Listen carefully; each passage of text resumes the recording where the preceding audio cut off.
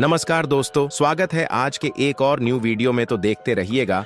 गांव के किनारे एक बहुत पुराना मकान था। लोगों का कहना था कि इस घर के नीचे बने तहखाने से रात में अजीब अजीब आवाजें आती हैं। कभी धीमी फुसफुसाहट, कभी किसी बच्चे के रोने की आवाज, तो कभी किसी के जंजीर घसीटने की। लेकिन जब कोई साहस कर उस तहखाने में जाता तो वो कभी लौटकर ऊपर नहीं आता। मकान अब खंडहर बन चुका था। टूटी खिड़कियां, झूलता हुआ दरवाजा और दीवारों पर जमी मोटी काई सब उस घर को और डरावना बना देते थे। लोग कहते थे कि यह घर पहले एक जमींदार का था जिसने गांव के गरीबों पर बहुत जुल्म ढाए थे। उन्हीं की आत्माएं अब तहखाने में कैद हैं। राहुल, एक शहर का लड़का, डॉक्यूमेंट्री बनाने के लिए गांव आया। गांव वालों ने उसे मना किया कि उस घर के पास मत जाना, लेकिन राहुल को रोमांच चाहिए था। उसने अपने कैमरे और टॉर्च के साथ तहखाने की तरफ कदम बढ़ाए। जैसे ही उसने तहखाने का दरवाजा खोला, एक ठंडी हवा का झोंका आया। अंधेरे में नीचे जाती सीढ़ियां दिखीं। सीढ़ियों पर धूल और मकड़ी के जाले थे। राहुल ने कैमरा ऑन किया और रिकॉर्डिंग शुरू की। नीचे उतरते ही हवा और भारी हो गई। वहां एक अजीब सी नमी थी, जैसे सदियों से सूरज की रोशनी नहीं पहुंची हो। अचानक दीवारों से थक थक की आवाज आने लगी। राहुल रुका, कैमरा घुमाया, लेकिन कुछ दिखा नहीं। उसने आगे कदम बढ़ाया तो फर्श पर पुराना खिलौना पड़ा मिला, एक टूटी हुई गुड़िया। उसके चेहरे पर गहरे खरोंच थे और आंखें किसी जीवित इंसान की तरह चमक रही थीं। राहुल ने गुड़िया उठाई, तभी पीछे से धीमी हंसी सुनाई दी। तुम भी यहीं रह जाओगे? राहुल ने टॉर्च घुमाई, पर वहां कोई नहीं था। दीवारों पर अचानक परछाई नाचने लगी, जैसे कई लोग इकट्ठे होकर उसे घेर रहे हों। टॉर्च की रोशनी कांपने लगी। कैमरे में रिकॉर्ड हो रहा था कि परछाइयां इंसानों जैसी थीं, चेहरा विहीन,